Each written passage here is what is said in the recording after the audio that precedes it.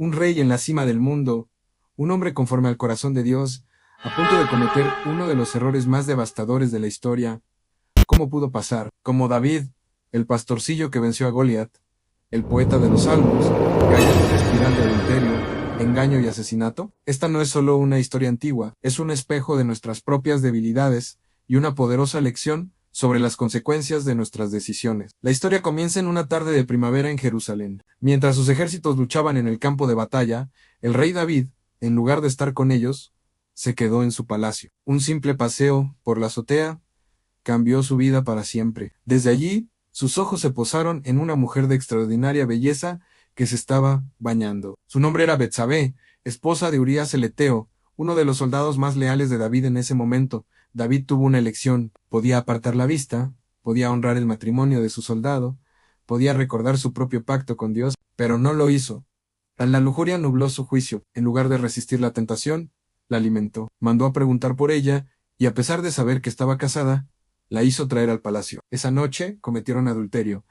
Piensa en esto por un momento, un acto impulsivo, un momento de debilidad. David probablemente pensó que sería un secreto, un desliz sin importancia. Pero el pecado nunca se queda quieto. Crece, se complica y exige más para ser ocultado. Poco después, Betsabé le envió un mensaje que hizo temblar los cimientos del reino. Estoy embarazada. El pánico se apoderó de David en su reputación, su reinado. Todo estaba en juego. Su primer instinto no fue el arrepentimiento, sino el encubrimiento, y de un plan que parecía ingenioso. Traería a Urías del frente de batalla, con la excusa de recibir noticias de la guerra. La idea era simple: que Urías pasara la noche con su esposa, y así todos pensarían que el hijo era suyo. El plan perfecto, ¿verdad? Pero David no contó con la integridad de Urías. Cuando Urías llegó a Jerusalén, David lo recibió, le preguntó por la guerra y luego le dijo: ve a tu casa y descansa. Pero Urías, un hombre de honor y deber, se negó. Durmió a la entrada del palacio con los siervos de su señor. Su respuesta fue un golpe directo a la conciencia de David. ¿Cómo podría yo ir a mi casa a comer, beber y dormir con mi mujer mientras el arca de Dios, Israel y Judá están en tiendas de campaña y mis compañeros de armas acampan a campo abierto? No haré tal cosa. La lealtad de Urías contrastaba dolorosamente con la traición de su rey. David lo intentó de nuevo. Al día siguiente, lo invitó a comer y beber con él, y lo emborrachó, esperando que en su estado de ebriedad fuera a casa con Betsabé.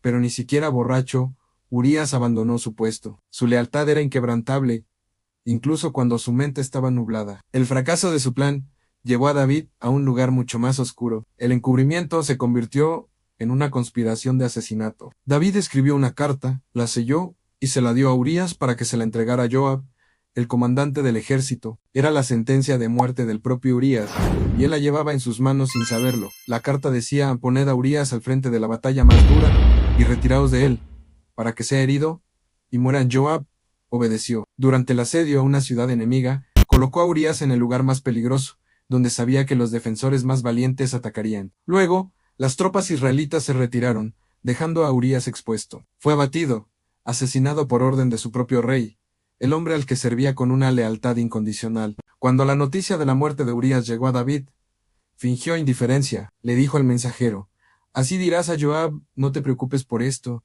porque la espada devora tanto a uno como a otro. Después del periodo de luto de Betsabé, David la tomó como esposa, y ella dio a luz a un hijo. A los ojos del mundo, David había logrado salirse con la suya. El secreto estaba a salvo.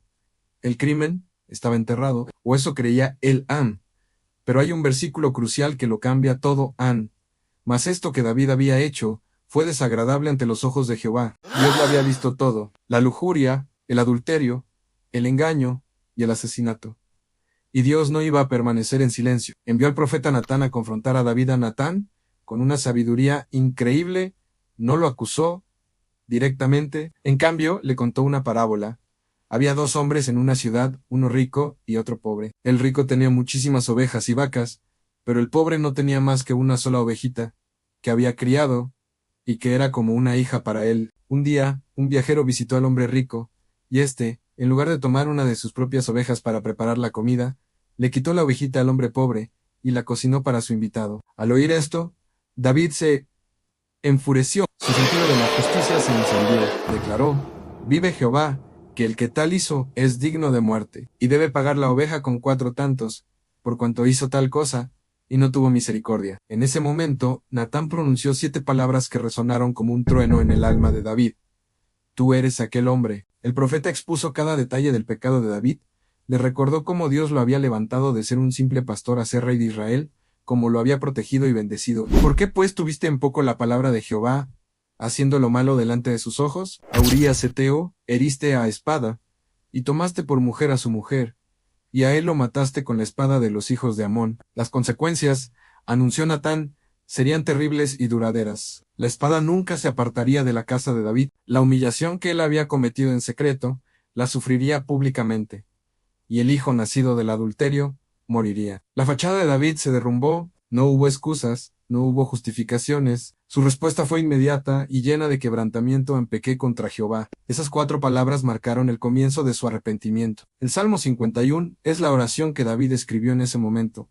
Una súplica desesperada por el perdón y la purificación. Ten piedad de mí, oh Dios, conforme a tu misericordia. Lava mi maldad y límpiame de mi pecado, porque yo reconozco mis rebeliones, y mi pecado está siempre delante de mí. A pesar de su arrepentimiento genuino, las consecuencias de sus actos fueron inevitables. Tal como Natán había profetizado, el niño enfermó gravemente. David ayunó, oró y rogó a Dios día y noche, pero al 7º día, el niño murió. El dolor de David fue inmenso, pero su respuesta sorprendió a sus siervos. Se levantó, se lavó, se vistió y fue a la casa de Dios a adorar. Entendió que, aunque Dios lo había perdonado, las consecuencias terrenales de su pecado debían cumplirse. Después, David consoló a Betsabé, y ella concibió de nuevo. Esta vez, dio a luz a un hijo al que llamaron Salomón. Sorprendentemente, la Biblia dice que Dios amó a este niño, quien se convertiría en el sucesor de David y en el rey más sabio de Israel. La historia de David y Betsabé es una de las más trágicas y a la vez esperanzadoras de la Biblia. Nos enseña que nadie, sin importar cuán exitoso o espiritual sea, está por encima de la tentación. Muestra cómo un solo mal pensamiento, si se le permite crecer, puede llevar a una catástrofe. Es una advertencia sobre el peligro del poder, sin rendición de cuentas, y la facilidad con la que podemos justificar nuestras peores acciones. Pero también es una historia de gracia asombrosa. A pesar de la magnitud de su pecado, David no fue destruido. Cuando se arrepintió sinceramente, encontró el perdón de Dios, no un perdón que borrara las consecuencias, pero sí uno que restauró su relación con su Creador. Nos demuestra que no hay pecado tan grande que la gracia de Dios no pueda cubrir. Si venimos a Él con un corazón humilde y arrepentido, esta historia nos obliga a mirar nuestras propias vidas. ¿En qué áreas estamos siendo complacientes? ¿Qué pequeñas tentaciones estamos tolerando, pensando que no tienen importancia? La caída de David no fue repentina. Comenzó con un momento de ocio, una mirada prolongada, una decisión equivocada. Aprendamos de su error, estemos en guardia, seamos responsables ante otros y sobre todo mantengamos nuestros corazones cerca de Dios. Porque al final, nuestra mayor protección no es nuestra propia fuerza, sino nuestra dependencia de Él. Gracias por acompañarnos en este profundo viaje a través de una de las historias más impactantes de la Biblia. Si te ha hecho reflexionar, dale a me gusta, compártelo y no olvides suscribirte para más contenido que explora las verdades eternas de las Escrituras. Nos vemos en el próximo video.